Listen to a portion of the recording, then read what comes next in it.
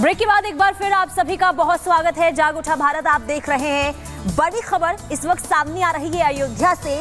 नाबालिग से गैंगरेप मामले में अब खबर ये मिल रही है कि पीड़ित परिवार को धमकी दी जा रही है। धमकी इसलिए कि मामले को वापस ले लिया जाए और सुलह कर लिया जाए। तो ये बड़ी खबर सामने आ रही है। देखिए, अधर्म हुआ है अयोध्या में। कोई भी सपा नेता कुछ भी बोलने को तैयार नहीं इस पूरे मामले को लेकर। लेकिन जो बड़ी जानकारी सामने आ रही है वो ये कि पीड़ित परिवार को धमकी मिली है। मदरसा नगर पंचायत अध्यक्ष मोहम्मद राशिद और सपा नेता जय सिंह राणा पर धमकी देने का आरोप लगा है। और खबर यह भी है कि मोहम्मद राशिद, जय सिंह राणा समेत अन्य के खिलाफ केस भी दर्ज कर लिया गया है।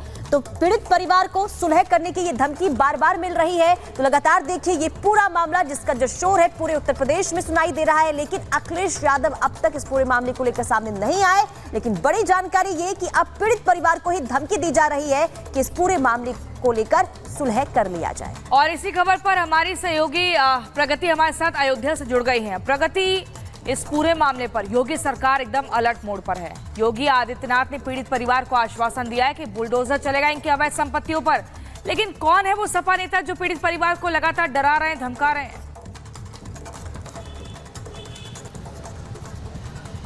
प्रियंका, जब हम कल पीड़ित परिवार के गांव में पहुंचे थे तो वहां पर पुलिस की सिक्योरिटी बढ़ा दी गई थी, पुलिस फोर्स बढ़ा दी गई थी, एसडीएम पहुंचे थे, सीईओ पहुंचे थे और जानकारी जुटाई गई थी कि उन्हें कोई परेशान तो नहीं कर रहा है। इसी वजह से, क्योंकि ये शिकायतें सामने आ रही थी। अब ये जो एफआईआर की कॉपी आप टीवी स्क्रीन पर देख रहे हैं, इसमें रमाकांत का नाम शामिल है। ये वही है रमाकांत, इसने सहयोग किया था, मदद की थी, जो मुख्यमंत्री के पास भी लेकर गया था और इसने अब एफआईआर भी दर्ज कराई है। ये बीजेपी नेता है। अब जो राशिद खान की आप बात कर रहे हैं, राशिद खान की अगर हम बात करें प्रियंका, तो पूरी जितनी भी गांव में इनकी इलाकों में सड़कें हैं, रोड्स पर जो दुकानें बनी हुई हैं, कोई भी धंधा चल रहा हो, वहां पर राशिद खान का नाम लिखा हुआ है कि अध्यक्ष है, ये चेयरमैन है और उसके संरक्षण में ही सब होता है। ये खबरें शुरू से सामने आ रही हैं कि राशिद खान, जो कि मोहित खान को संरक्षण दे रहा है, उसको बचा रहा है। और राशिद खान, जब ये आपको ये भी बता देते हैं, वो जो बेकरी है मोहित खान की, उसके जस्ट पीछे एक तालाब बना हुआ है,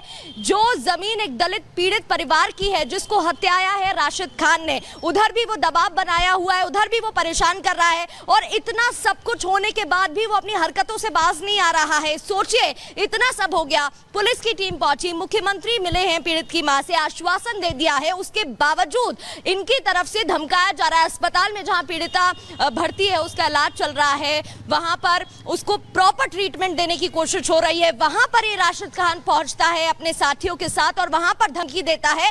और एफआईआर में साफ लिखा हुआ है कि उसने बोला है कि अगर सहयोग नहीं करोगी, अगर हमारी बात नहीं मानोगी तो जान से मारी जाओगी। अब इतना सब कुछ होने के बाद इस तरीके से जब बर्ताव किया जा रहा है तो समझा जा सकता है कि कितना रसूख इनका होगा, किस तरीके से लोगों को ये परेशान किया करते होंगे। अब कई मामले जैसे निकल कर सामने आ रहे हैं सवालों के घेरे में। अब एक के बाद एक सपा नेता भी वो दिखने लगे हैं और देखिए रसूख रखते हैं। और इसलिए देखिए खबर ये मिल रही है, जो आपने जानकारी की धमकी दी जा रही है। अब आगे इस पूरे मामले को लेकर क्या होता है ये देखना होगा। लेकिन आपको बता दें कि जब ये मामला सामने निकल कर आया तो अब तक सपा नेताओं की तरफ से कुछ भी बयान सामने नहीं आया है, यानी कि अखिलेश यादव कुछ भी बोलते हुए नजर नहीं आ रहे। लेकिन उत्तर प्रदेश के मुख्यमंत्री योगी आदित्यनाथ एक्शन में जरूर है। बिल्कुल ठीक कह रही हैं पुनीता आप।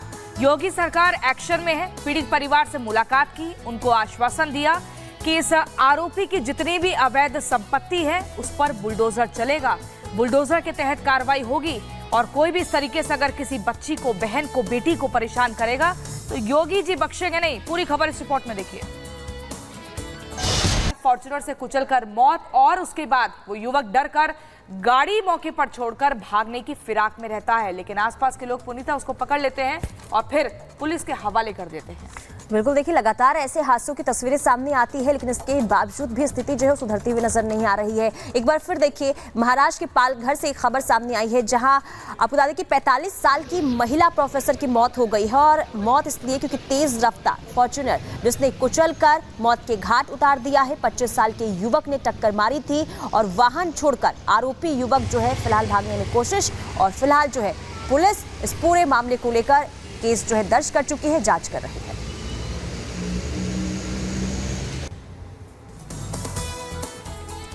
और चलिए अब अगली खबर आपको सऊदी अरब से बताते हैं और ये खबर है मौसम से जुड़ी हुई, जहां पर जाजान नाम का एक शहर है। इतनी भारी बारिश होती है कि सड़कें देखिए पूरी तरह से जलमग्न हो जाती हैं।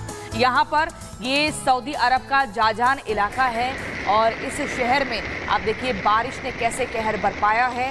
चारों तरफ सड़कों पर पानी ही पानी है और उसी पानी पर गाड़ियां यहाँ पर दौड़ती चलती हुई नजर आ रही हैं। हालांकि गाड़ियों की और वाहनों की रफ्तार थम सी गई है क्योंकि पानी बहुत ज्यादा है और पूरी तरह लगातार मौसम का कहर न सिर्फ भारत पर बल्कि विश्व भर पर अपना कहर बरपा रहा है।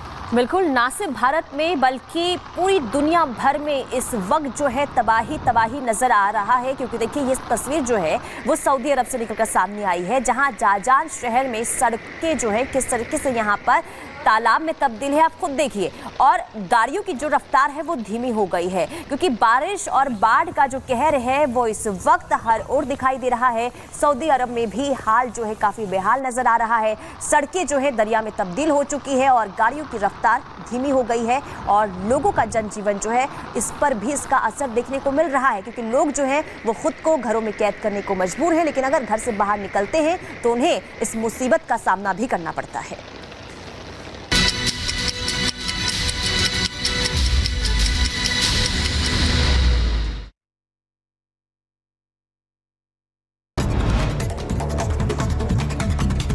वायनाड में आई त्रासदी के बाद की ड्रोन तस्वीरें सामने आई है। भयानक हादसे में अब तक 308 लोगों की जान चली गई है। लोगों की मदद के लिए लगातार रेस्क्यू अभियान जारी है।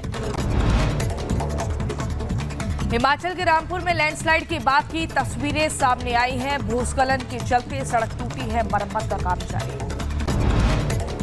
हिमाचल के रामपुर में आई बाढ़ से काफी नुकसान हुआ है। पुनर्निर्माण का काम जारी था और बादल फटने से 6 लोगों की मौत हो गई। रुद्रप्रयाग में फंसे तीर्थयात्रियों को सुरक्षित बाहर निकालने के लिए रेस्क्यू ऑपरेशन जारी, मदद में जुटे वायुसेना के हेलीकॉप्टर। इधर महाराष्ट्र के नासिक में युवक की बेरहमी से हत्या कर दी गई। लोहे की रॉड से युवक को मारा गया। सीसीटीवी कैमरे में तस्वीरें सामने आई है। उत्तर प्रदेश के कानपुर में रफ्तार का कहर, कार सवार ने स्कूटी सवार को टक्कर मारी। हादसे में एक महिला की मौत हुई, एक घायल। घटना सीसीटीवी कैमरे में कैद। यूपी के मुजफ्फरनगर में युवती के साथ छेड़छाड़ करते मंचले का वीडियो वायरल हो रहा है। बाइक सवार मंचला कोचिंग के बाहर 2 लड़कियों के साथ छेड़छाड़ करता हुआ नजर आया। पुणे में दिन दहाड़े आभूषण की दुकान को बदमाशों ने निशाना बनाया। बंदूक की नोक पर लूटपाट की गई। ये घटना सीसीटीवी कैमरे में कैद हुई। हरियाणा के रेवाड़ी में चोरों के हौसले बुलंद हैं। मां मनसा देवी बस्ती में चोरों ने सेंध की है। कई कीमती सामान लेकर फरार हो गए। लद्दाख में भारी बारिश की वजह से हादसा, कबड्डी नाला करगिल में इमारत गिरी। हादसे में 5 लोगों के घायल होने की खबर। अयोध्या गैंगरेप मामले में रिपब्लिक भारत की खबर का असर हुआ है। सीएम योगी के आदेश पर एसएसपी ने एसओ और चौकी इंचार्ज को सस्पेंड कर दिया है। आरोपी मोहित खान की अवैध संपत्ति पर बुलडोजर चलेगा। शेल्टर होम में हुई मौतों का एनसीपीसीआर ने संज्ञान लिया। एनसीपीसीआर ने दिल्ली सरकार से रिपोर्ट मांगी। एनसीपीसीआर के अध्यक्ष प्रियांक कानूनगो ने बताया कि बेहद गंभीर मामला है।